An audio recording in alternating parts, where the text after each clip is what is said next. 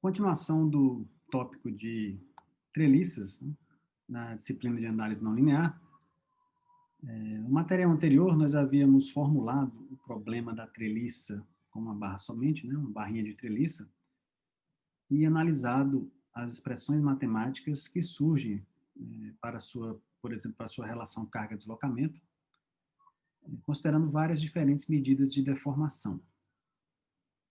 A saber, nós consideramos principalmente, inicialmente, a deformação de engenharia, depois consideramos a deformação de Green-Lagrange e também consideramos a deformação logarítmica. As duas primeiras, a gente fazia integral do princípio dos trabalhos virtuais, né, que permitia deduzir a equação de equilíbrio, considerando a integração no volume indeformado, e para a deformação logarítmica, usamos a integração no volume deformado. E demos uma justificativa pouco rigorosa para essa consideração.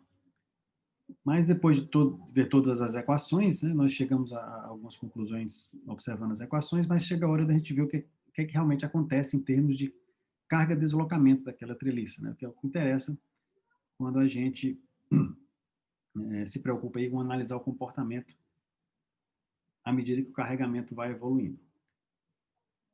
Eu vou apresentar aqui, então, um resultado, né, para valores numéricos, certo? Da curva carga-deslocamento em duas situações diferentes.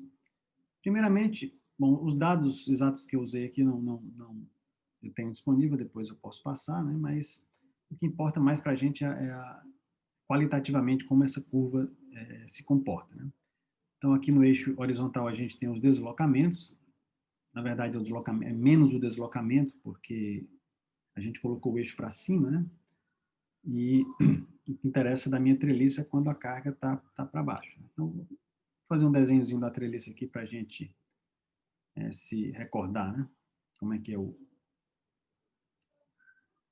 é o aspecto da treliça. É uma treliça, nesse caso aqui, é uma treliça abatida, certo? Essa extremidade aqui da esquerda está presa,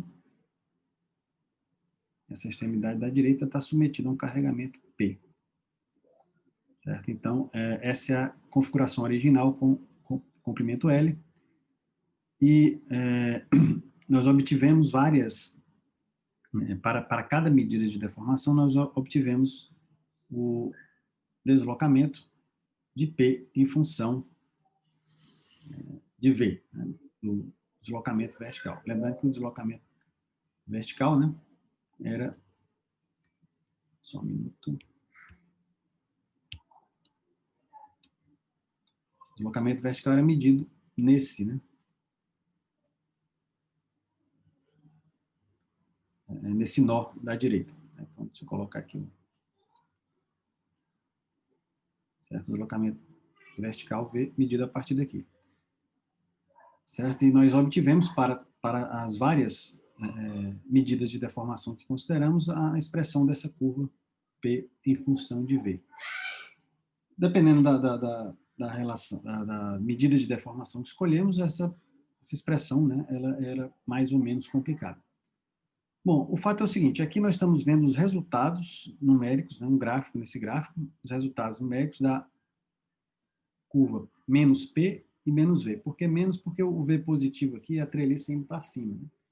O que interessa mais para a gente é quando essa carga P é negativa, que faz o deslocamento V também ser negativo. Tá? Então, nós estamos vendo aqui o aspecto dessa curva. Né? Estão plotadas aqui as três medidas de deformação e este gráfico é o gráfico correspondente a um abatimento, né? Ou seja, essa altura H aqui, né? Da treliça, 1/10 do comprimento indeformado da peça. Certo? Então, nós estamos vendo aqui que os gráficos foram todos plotados e praticamente não tem, né, visualmente não tem nenhuma diferença entre as três medidas de deformação. O que quer dizer que para treliças abatidas,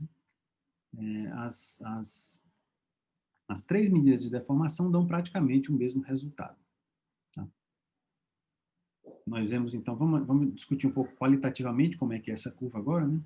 Então, à medida que você vai aplicando a carga. A carga P positiva, basicamente o que ela faz é aumentar o deslocamento V com uma rigidez bastante alta. Então, não interessa muito para a gente. O que interessa mais é essa região aqui, onde a carga P está para baixo, né? E a tendência da treliça é ter um V negativo e descer, né?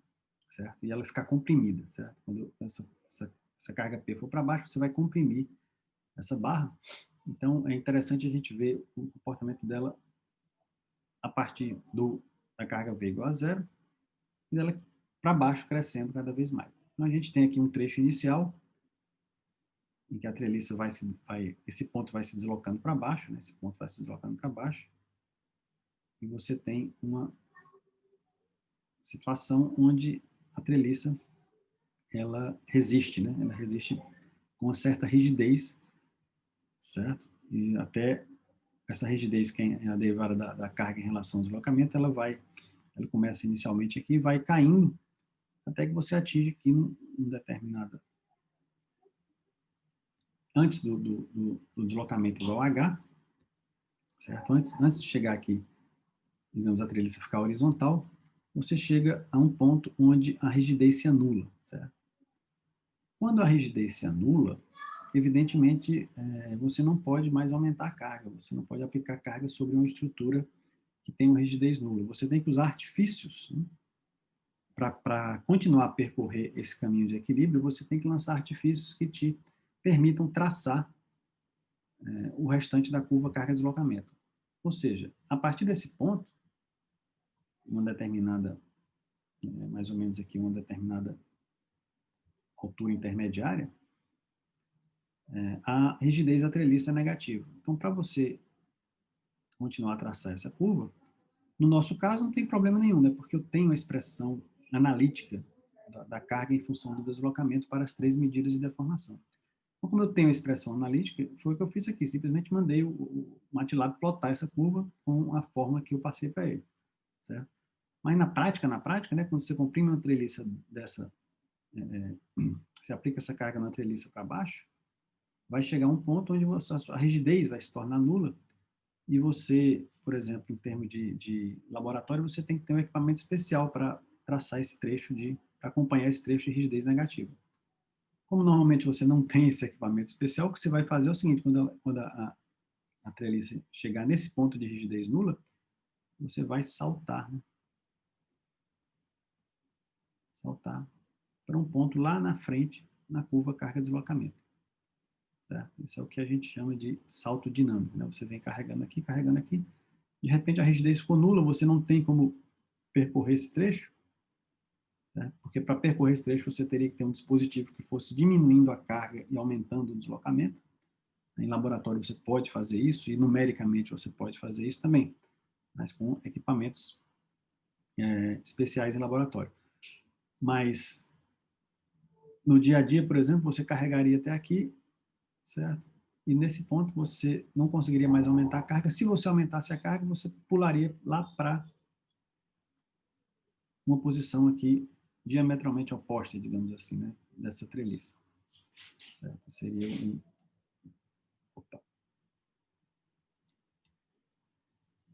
uma situação onde ela vem lá para baixo.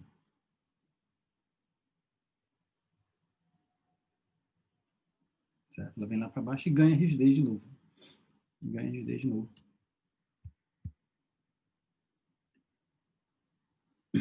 É o chamado salto dinâmico.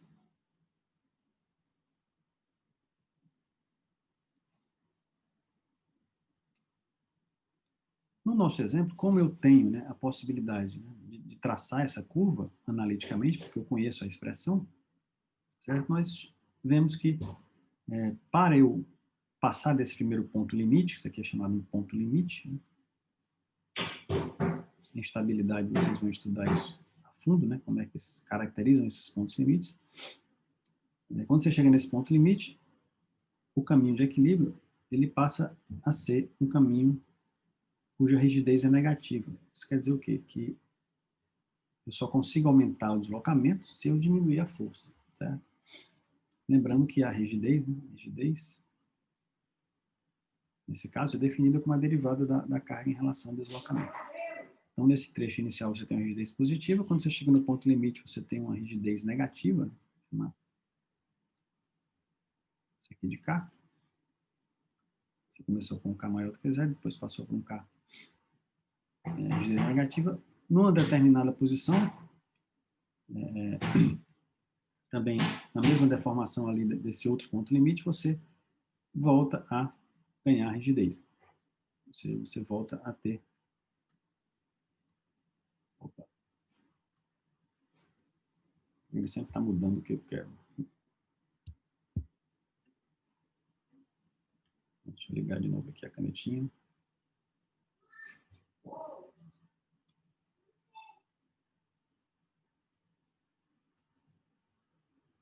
Uma determinada posição aqui, quando a treliça já passou, né? Já passou da posição horizontal, ela volta a ganhar rigidez. Então, você tem um trecho, né? Você tem um trecho intermediário em que a treliça tem uma rigidez negativa. Né? Então, esse trecho caracteriza a instabilidade, né, da treliça. Então, vamos lá na frente ela volta a ganhar rigidez, né, e percorre esse caminho completo. Nesse trecho aqui, entre esses dois pontos limites, porque aqui também é o ponto limite,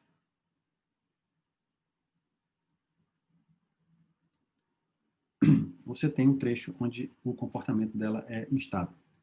Nos trechos onde a rigidez é positiva, trecho inicial e depois desse segundo ponto limite, você tem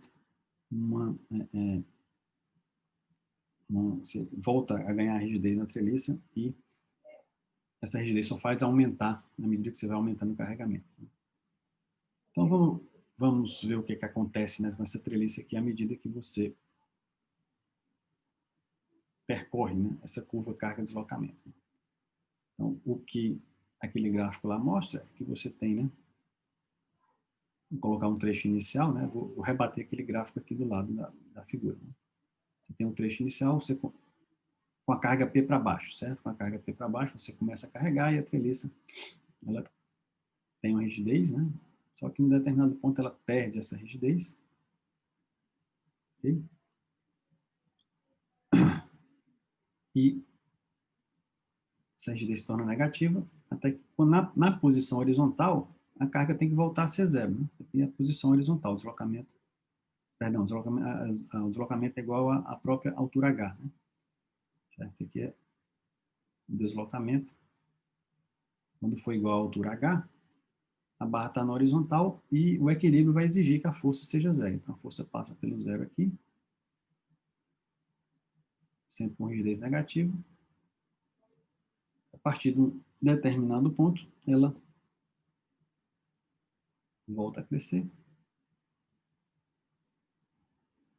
Certo? E a gente tem essa curva carga-deslocamento que está representada no gráfico. Ok? A gente pode fazer uma analogia desse comportamento um pouco, né? Você pensa aquele capô de carro que é mais ou menos curvo, né? Então, uma casca batida, né? A gente pode fazer uma analogia de comportamento. Se você começa a aplicar a rigidez, a aplicar carga, a rigidez dele inicialmente é bem alta, né?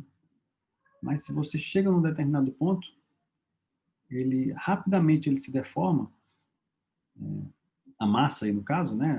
Aí já tem, lógico, já tem uma certa plastificação que provavelmente vai acontecer. Mas se isso aí fosse elástico, né? Ele viraria, né? A casca mudaria a curvatura e ganharia rigidez. Depois que você amassa, você não consegue mais avançar, né, naquela deformação. Então, é o que acontece, grosso modo, com essa treliça aqui. Né? Você tem, aplicando essa carga para baixo, essa rigidez inicial, depois você atinge um ponto limite. Nesse ponto limite, você não consegue mais aumentar a carga. Né?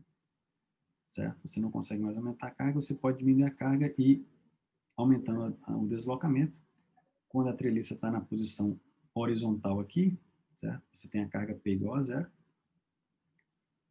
para descer mais, ela desce com rigidez negativa, até que finalmente, num determinado ponto, ela volta a ganhar rigidez e cresce aí até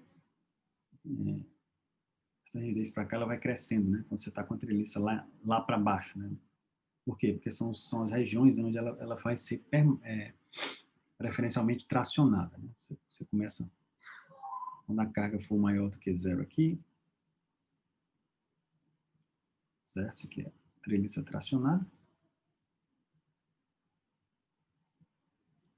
E aqui, depois do ponto, também está submetida à tração.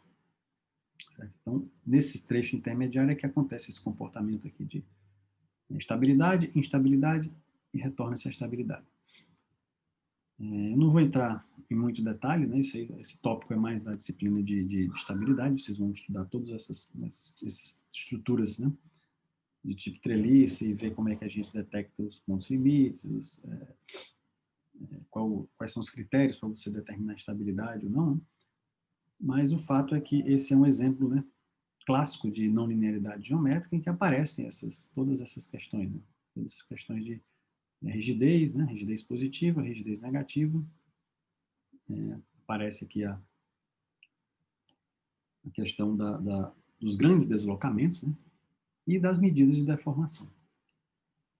Para a treliça batida, a altura 1/10, né, do comprimento inicial, as três medidas de deformação que nós consideramos levam ao mesmo resultado numérico, certo? Então, essa é a conclusão que a gente tira desse primeiro slide. Agora, se eu resolver colocar uma treliça menos abatida, né, uma treliça, digamos que a relação entre altura e comprimento inicial seja metade, por exemplo,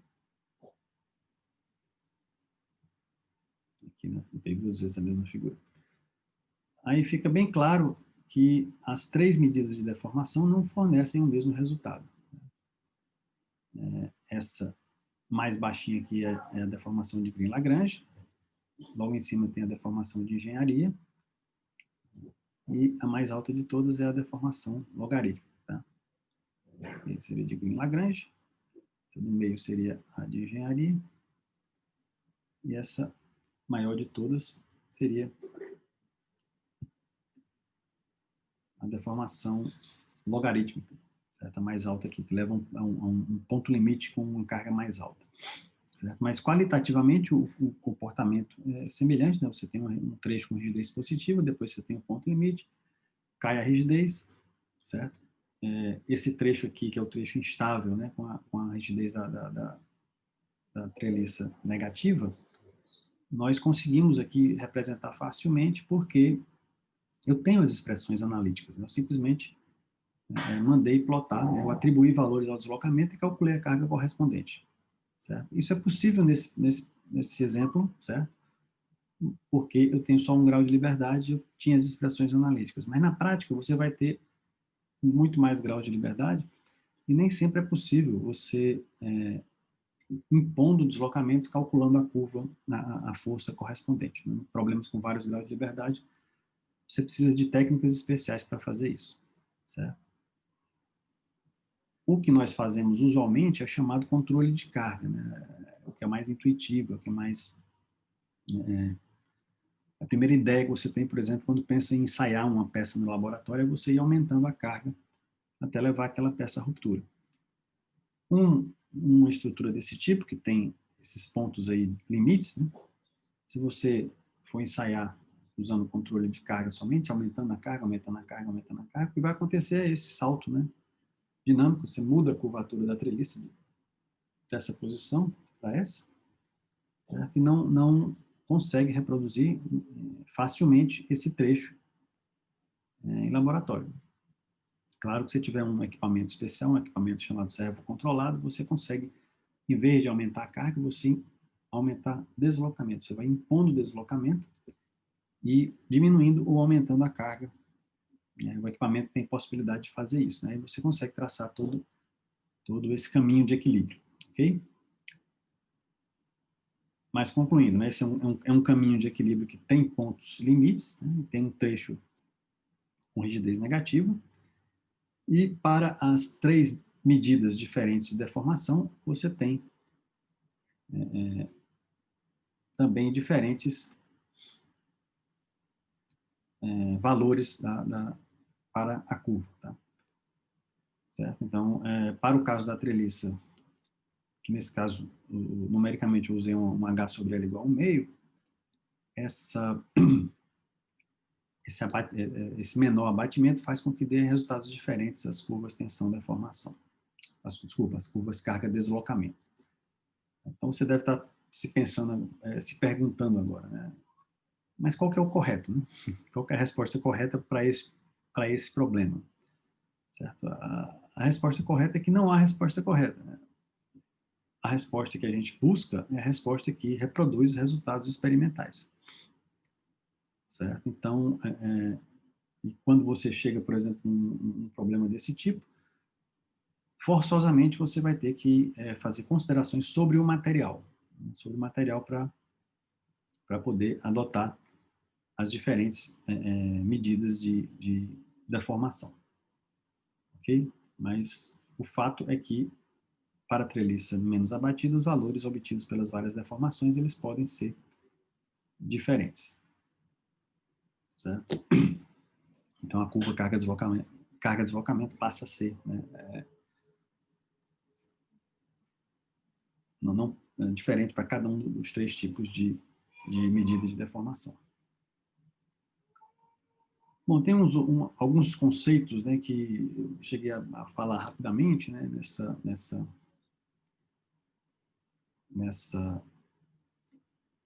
comentário a respeito das cargas, né, da evolução da função carga-deslocamento para a treliça batida, mas que a gente deve sempre se recordar. Né? Deixa eu interromper o compartilhamento aqui para eu tentar colocar uma folha em branco aqui para a gente.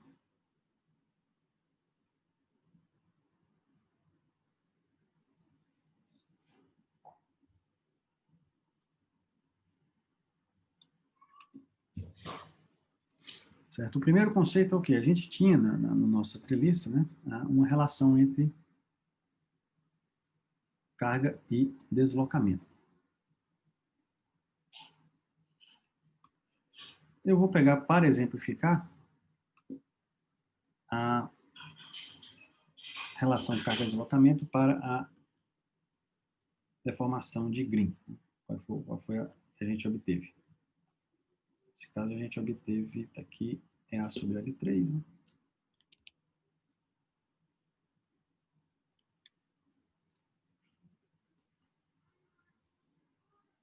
É A sobre L3, que é o L inicial. Tem H ao quadrado V, mais 3 meios de H vezes V ao quadrado.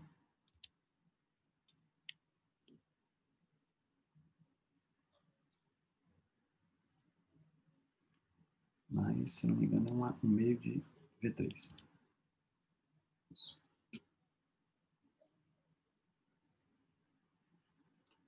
Certo? Então, essa é a expressão para a deformação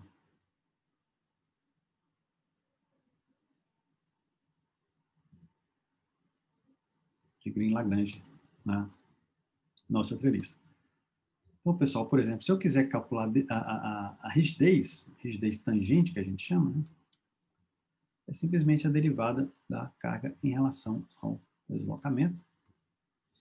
E nesse caso aqui fica muito simples, né? Eu vou ter aqui os termos constantes. Vai ficar H2 mais 3HV mais 3 meios, né, de V ao quadrado. Então, a rigidez, ela é uma função aqui quadrática, né? Uma função quadrática, ou seja, uma parábola. Você vai ter trechos em que essa rigidez é positiva e trechos em que a rigidez é negativa. Nesse caso, se você traçar o gráfico lá para o nosso problema, você vai achar alguma coisa assim, né? A rigidez começa positiva e tem aquele trecho onde ela negativo e depois volta a ter uma rigidez, né? Positiva, certo? Um outro conceito, né? Uma outra forma, nesse caso, a gente tendo a curva carga-deslocamento direto, é muito fácil você calcular a rigidez em função dos deslocamentos. Mas para a gente ter uma noção de como isso funciona num contexto mais geral, que é o contexto, por exemplo, de elementos finitos, se eu pegar para o mesmo exemplo, né? Para o mesmo exemplo, a equação de equilíbrio antes de eu fazer a derivada, né? A derivada dessas... Antes de eu explicitar tudo em função de V, nós temos que, para a deformação de Green-Lagrange, a minha equação de equilíbrio é dada por sigma vezes A, vezes H, mais V sobre L, certo? Então, olha só. Se eu fizer a mesma operação, né, calcular a rigidez usando essa expressão, em vez de usar a expressão final já em todo mundo em função dos deslocamentos, como é que eu vou fazer? Eu vou fazer, assumindo aí que a área permanece constante, né? Esse sigma aqui depende dos deslocamentos. Né? Então, eu vou ter d sigma dv, né? Vezes A, vezes H mais V sobre L, mais sigma, certo? Usando a regra do produto. Né? Como esse sigma depende dos deslocamentos, e os deslocamentos aparecem aqui também, né, do lado direito, eu faço a regra do produto para achar essa derivada. Então, vai ficar sigma vezes A, vezes a derivada em relação a V desse termo aí, né? Vezes 1 sobre L. Ok? Nós podemos colocar isso, em vez de trabalhar com sigma, podemos trabalhar... Continuando aqui a nossa derivada da equação de equilíbrio, né? Teve uma interrupção aí forçada, né? Nós tínhamos a expressão para a...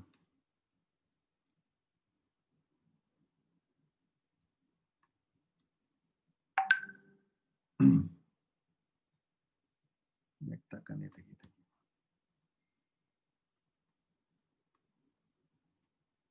Nós tínhamos a expressão para a curva carga-deslocamento para a treliça de acordo com a deformação de Green, como sendo o P é igual a tensão de Green, tensão de Piola-Kirchhoff, vezes a H mais V sobre L.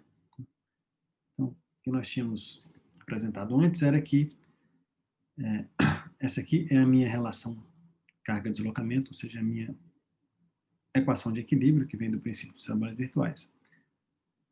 Então, se eu derivar essa expressão em relação aos deslocamentos, eu devo considerar que a tensão depende da deformação e a deformação, por sua vez, depende dos deslocamentos, então teria que derivar da seguinte forma. Primeiro, derivaria esse primeiro termo, vou omitir o G aqui que é a tensão referente à deformação de Green-Lagrange, né? Eu designo em relação a V, a H mais V sobre L, mais sigma A, vezes a derivada dessa parcela em relação a V, daria 1 sobre L. Ok? Então, desenvolvendo um pouco mais isso, eu preciso ir atrás da derivada da tensão em relação aos deslocamentos. Derivada da tensão em relação ao deslocamento, na verdade, só é 1, né? Eu só posso obter indiretamente, fazendo primeiro a derivada em relação à deformação, no caso a deformação de Green, e depois fazendo a deformação de Green em relação ao deslocamento. Se você verificar a expressão lá atrás, esse d sigma dE, d sigma de epsilon, né, derivada da tensão em relação à deformação, é chamado módulo tangente, né, do material. Se for material linear elástico, esse valor vai ser constante. Senão ele vai variar com a deformação. Esse é o d sigma d epsilon. D epsilon dv, você pode olhar nas expressões para a deformação de Green-Lagrange, é h mais v sobre L ao quadrado. Certo? Então, eu vou jogar isso aí, né, na expressão lá de cima. Então, você vai ter que a rigidez tangente vai ser igual ao módulo tangente, né, vezes a área, vezes h mais v sobre L ao quadrado, vezes h mais v sobre L. Okay? Então, essa é a primeira parcela. E a segunda parcela, eu posso dizer que o sigma vezes A é o esforço normal da peça. Então, eu vou ficar com o esforço normal dividido por L.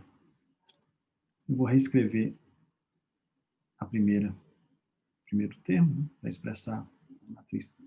Não, matriz, não estou falando matriz, mas na verdade isso é um número. Né? Essa é a rigidez tangente como sendo H mais V sobre L, multiplicado pelo EA sobre L, multiplicado por H mais V sobre L,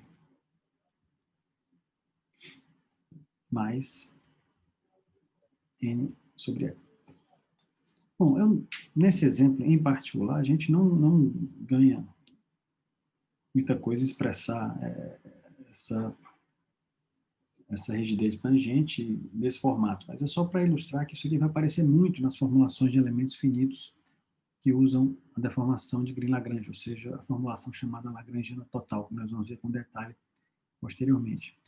A primeira parcela da rigidez tangente normalmente é chamada de rigidez do material, que envolve aqui a relação tensão-deformação, é a derivada, né, da tensão em relação à deformação. Certo? Aparece aqui nesse termo. Essa segunda parcela, ela envolve a tensão, né? No caso aqui, o esforço normal, que é igual a tensão multiplicada pela área. A segunda parcela é chamada de rigidez geométrica. Essa primeira parcela aqui, dá para ver que esse termo vai aparecer ao quadrado, então ela é estritamente positiva. Uma parcela estritamente positiva. Enquanto que essa parcela vai depender do sinal do esforço normal. Isso aí tem a ver, a rigidez geométrica tem uma parcela, né, que pode influenciar a rigidez da estrutura. Então, se eu tiver uma rigidez negativa, eventualmente, nesse problema, vai ser devido à matriz de rigidez geométrica, já que esse termo aqui, ó, ele sempre é maior do que zero. Certo? Então, a presença do esforço normal, né, é isso que a gente quer mostrar aí, a presença do esforço normal altera a rigidez da estrutura, podendo aumentar ou diminuir. Certo? E nesse problema, né, no problema da treliça, a gente pode acompanhar, né, a variação do sinal do esforço normal diminuindo ou aumentando a rigidez original, eventualmente levando até a uma rigidez negativa. Esse termo aqui for maior, né, o negativo for maior em valor absoluto do que o termo da esquerda. Certo? Então, repito, né, essa é uma outra maneira de se encarar a obtenção da rigidez através do triplo produto da regra da derivação através da regra do produto. Né? Ainda aparece um termo chamado, que se chama usualmente rigidez do material, e um termo que se chama rigidez geométrica. Então, retornando para o nosso próximo tópico, né, eu gostaria, antes de entrar na questão dos elementos finitos de treliça, né, que é o nosso próximo tópico, falar um pouco sobre soluções de equações não lineares. Certo? Inicialmente, nós vamos tentar aqui explicar como é que se poderia resolver uma equação não linear, no caso de uma variável somente. Né? Então, digamos que você tem uma função f de x, e você quer achar as raízes dessa função. Para o caso mais geral possível, evidentemente que isso não existe uma solução analítica, uma solução fechada. Então, usualmente se faz o quê? Procura-se resolver isso numericamente.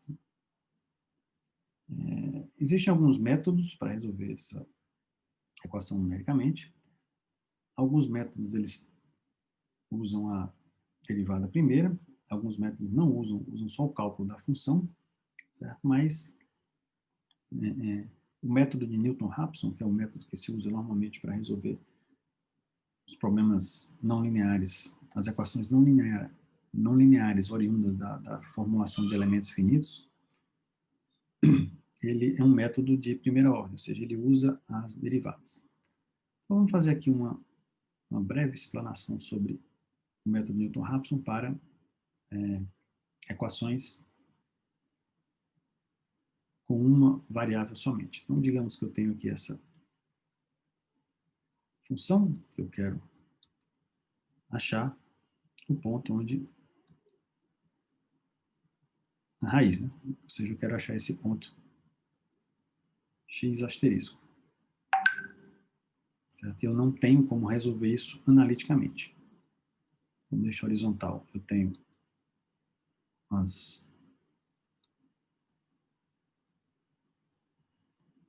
o x, né? E deixo vertical o valor da função. Então, como é que se resolve isso aí pelo método de Newton-Raphson? Posso mostrar isso graficamente ou analiticamente. Trabalhando graficamente, o método de Newton-Raphson trabalha da seguinte forma. Você acha uma aproximação inicial para a função, para a raiz, digamos um x0.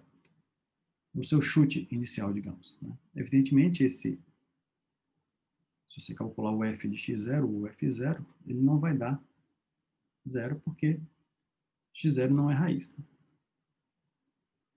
Mas, digamos que você é capaz de calcular o valor da função para qualquer ponto que você queira. Então, o que é que o método Newton-Raphson faz? Partindo de um ponto inicial, em vez de eu ir solucionar e buscar a raiz, né, da função original, que está em azul, eu vou fazer uma aproximação dessa função através de uma reta tangente à curva naquele ponto. Certo? Então, se eu conseguir achar a equação dessa reta, eu consigo achar o ponto onde essa reta intercepta o eixo horizontal, que vai ser, na verdade, a solução da equação da reta, né? Substituindo a curva pela reta, a raiz é esse x1, que passa a ser uma nova aproximação para a minha raiz. A partir daí o processo se repete, né? Você, no ponto x1, você pode calcular o f de x1, o f1, que também vai dar diferente de zero. Mas nesse ponto, né, como você sabe calcular a função original e sabe calcular suas derivadas, você pode traçar uma nova reta tangente, certo? De tal forma que se você achar o ponto onde essa reta intercepta o eixo horizontal, você vai achar um novo ponto x2, que visualmente, né, esses pontos vão se aproximando cada vez mais da raiz. Essa é a interpretação gráfica do método de Newton-Raphson, no caso de uma variável somente. Evidentemente, né, que para eu achar as equações dessas retas nos vários pontos sucessivamente, eu tenho que saber calcular a derivada da função, né, que é a inclinação da curva original, porque essa reta, em cada ponto, ela tem a mesma inclinação da curva original, certo? Falando aí mais matematicamente, como é que eu trabalho o método de Newton-Raphson? Em cada ponto que você tem, em cada aproximação, você tem que partir da aproximação inicial, certo? Preferência próxima à solução, porque se estiver muito longe, você não garante a convergência. A partir de um ponto inicial, você vai linearizando, ou seja, substituindo a função original por funções lineares que você calcula a raiz rapidamente. Então, a raiz dessa função linear, ou seja, a raiz dessas retas, né, ponto de interseção dessas retas com o eixo original, que são as raízes que é a raiz da equação da reta, né? Ele passa a ser a nova aproximação.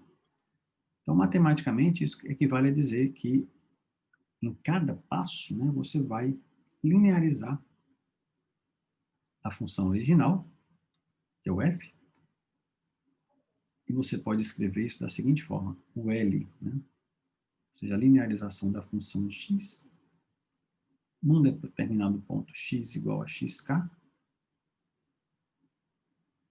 é justamente a equação dessas retas que você está traçando aqui em cada novo ponto, certo? Isso pode ser obtido, por exemplo, geometricamente aqui, você fazer achar uma equação equação da reta a partir de um ponto e da inclinação, isso é muito fácil. Ou então, você pode usar a expansão de série de Taylor em torno daquele ponto, né? Então, a linearização de f de x em x igual a xk, usando a expansão em série de Taylor, retendo somente o primeiro termo, é o f de xk, mais a derivada de f em relação a x, calculado naquele ponto, né? Vezes x menos xk. Xk é qualquer um desses pontos de aproximação. Tá?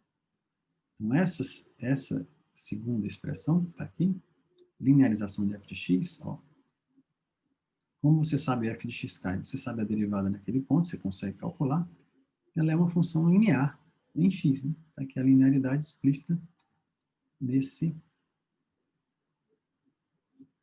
termo. Certo? Então, o que é que consiste o método de Newton-Raphson para uma variável? Eu vou simplesmente, em vez de zerar a função original, que pode ser muito difícil, né?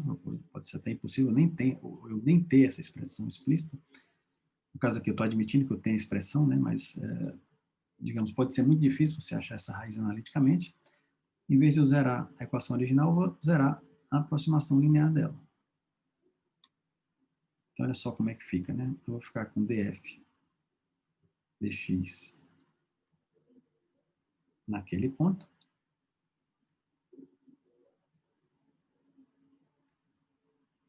Que multiplica x menos xk é igual a menos f de xk.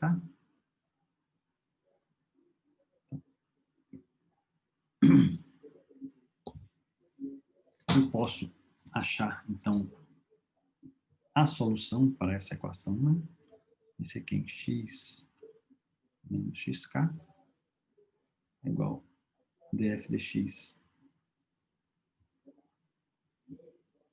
no ponto xk a menos 1 vezes o f de xk. Então, eu já tenho a solução dessa equação linear vai ser a próxima aproximação. Ou seja, o x índice k mais 1, ou seja, a próxima, né, candidata aí, a solução, é igual ao valor anterior, mais derivada calculada no ponto anterior,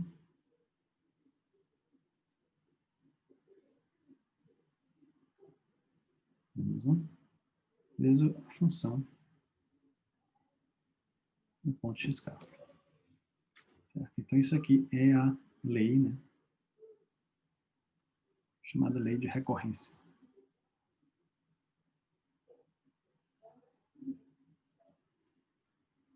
Certo? Então, para resolver uma equação não linear com uma variável através do método de Newton-Raphson,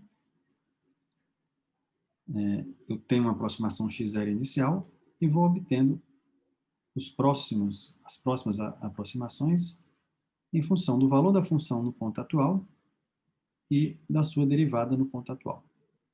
Evidentemente que eu tenho que ser capaz de calcular, né, o valor da função e o valor da sua derivada. Nós estamos admitindo que sabemos fazer isso. Né? O método Newton-Raphson é um método muito poderoso. Se você a gente diz que ele tem convergência quadrática, né? Porque o erro, né, dele vai ser de uma etapa para outra. Ele é proporcional, ele é elevado ao quadrado, né? O resíduo aí. Então, a gente tem um método que tem uma convergência fortíssima, principalmente se você sair realmente ali mais ou menos perto da solução. Se você estiver muito longe, aí dependendo do aspecto da função, pode ser que você não consiga convergência. Certo? Mas ele é um método extremamente eficiente, né? E para uma né, variável somente, ele essa é a expressão final dele. Ok? Eu vou agora, né, estender isso, certo, para o caso de duas variáveis, só para a gente começar a se acostumar com a nomenclatura, né, como é que nós podemos, se eu tiver um sistema de equações não lineares, né, como é que a gente vai resolver isso. Então, vamos ver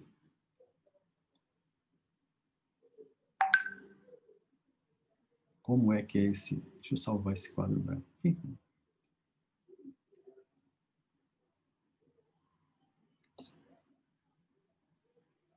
PDF. Vamos aí...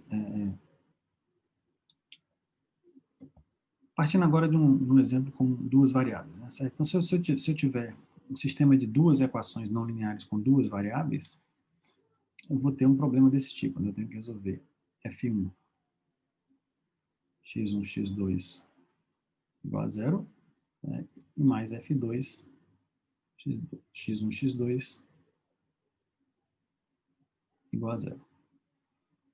Não, para não ficar fazendo muito índice, deixa eu colocar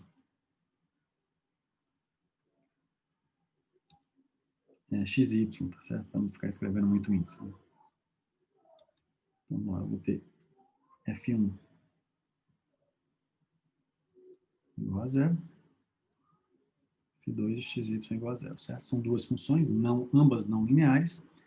Eu quero achar o ponto, né, que solução xy asterisco. Infelizmente aqui fica mais difícil da gente fazer isso graficamente, né? Mas a ideia é a mesma. O que é que nós vamos fazer? Nós vamos linearizar as duas expressões, ou seja, eu vou obter expressões lineares em x e y, certo? Também tenho que partir de um ponto inicial, certo? O ponto x0, y0 seria a estimativa inicial da solução. Quer dizer que eu sempre tenho que partir de uma estimativa inicial? Sempre, né? Mas isso pode ser muito difícil. No caso da análise de estruturas, normalmente o que é que você tem? Você tem que, antes de aplicação da carga, tanto a carga quanto os deslocamentos são todos zero, né? Então, é usual, e você aumenta um pouquinho aquela carga, para achar a próxima posição de equilíbrio. Então, a posição inicial, usualmente, você usa a própria posição de repouso, todos os deslocamentos nulos. Costuma ser uma boa aproximação, então a gente não precisa estar adivinhando muito, né, como começar esses processos. Certo? Mas digamos que eu tenho uma estimativa inicial x0, y0 e quero obter sucessivamente novos pontos x1, y1, x2, y2, até que eu tenha a convergência. Eu não falei, né, qual o critério de parada do item anterior, mas existem várias formas de você definir esse critério de parada. Né? Pode ser pela diferença, quando você acha que a função chegou próximo o suficiente de zero, né, o critério de parada, ou o valor sucessivo de duas aproximações está suficientemente próximo, né? Você parou de variar. Existem vários critérios que você pode usar para parada. No final desse exemplo aqui, a gente pode falar mais um pouquinho disso. Então, como é que eu vou fazer? Eu vou linearizar essas duas expressões. Primeiro, eu vou linearizar a função f1 de xy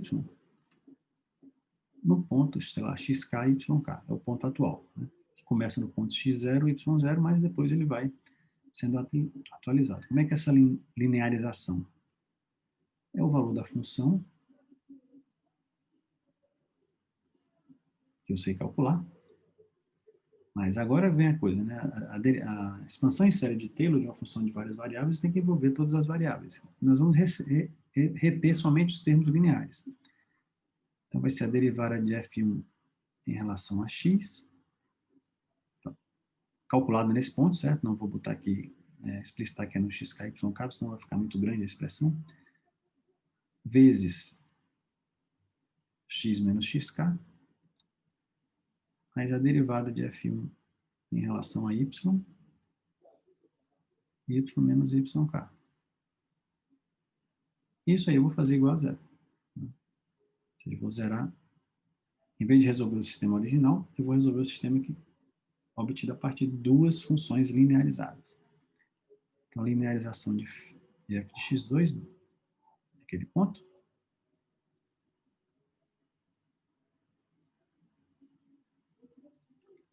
vai ser o f2, né? Muito parecido. Mas a derivada de f1, f2, né? Em relação a x menos xk, a derivada de f2 em relação a y, igual a zero. Pronto. Então, estas equação 1 e 2 são duas equações lineares em x e y. Certo? Então, a gente pode colocar logo isso aí em forma matricial, né? Derivada de f1 em relação a x, derivada de f1 em relação a y, 2 em relação a x, y, vezes, aí aqui vai aparecer x menos xk, y menos yk, certo? Igual a menos f1, vou botar f1k aqui para ficar claro que é o f1 calculado na posição k, menos f2k. Portanto,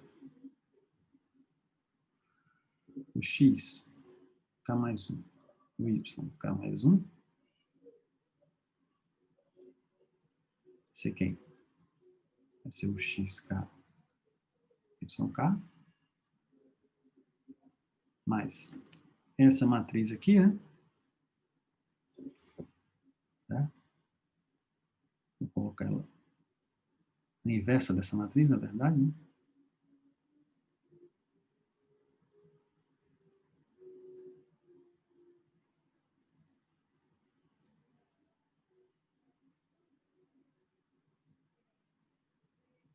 Ok? Vou substituir esse mais aqui com menos. Apareceu menos ali. Então, conforme aparece aqui, né? F1 calculado no ponto K. Ponto K. Então, você vê que a lei de recorrência é parecida com a outra, né? Só que agora vai aparecer uma matriz aqui, né? Então, eu consigo obter a aproximação em função apenas dos valores da função, das duas funções, no caso agora, e das suas derivadas avaliadas naquele ponto, certo? Essa matriz aqui normalmente é chamada de matriz jacobiana, né? Que coleta aí as derivadas das duas funções em relação às duas variáveis. A extensão disso para n variáveis é bem simples, né? Então, a gente pode colocar até uma fórmula para n variáveis. Você tem o vetor, né, de variáveis, xk mais 1, é igual ao vetor de variáveis atual, aí é todo voltando para x1, y1, x2, x1, x2, x3, x4, certo? Todo mundo é x aí, mas menos a matriz jacobiana, vou chamar esse J aí, né? A menos 1, vezes o valor da a matriz, o vetor com os valores da função no ponto. Certo? Essa é a lei de formação, se você quiser resolver um sistema não linear com N equações e N incógnitas. Em elementos finitos isso vai aparecer bastante, né? Em elementos finitos não linear. E essa matriz aqui, certo? Essa matriz que você tem que inverter, nós vamos ver que ela vai ser justamente a matriz de rigidez tangente, né, do problema. Então, a gente vai achar problemas não lineares de elementos finitos, você acha a solução por sucessivas aproximações usando o método de Newton-Raphson, na lei de recorrência que surge, você tem que estar sempre invertendo a matriz de rigidez tangente. Existem alternativas a isso, que nós vamos ver lá na frente, né? Mas isso aqui foi só uma introdução, né, à solução de sistemas não lineares através do método de Newton-Raphson. Esse era o objetivo.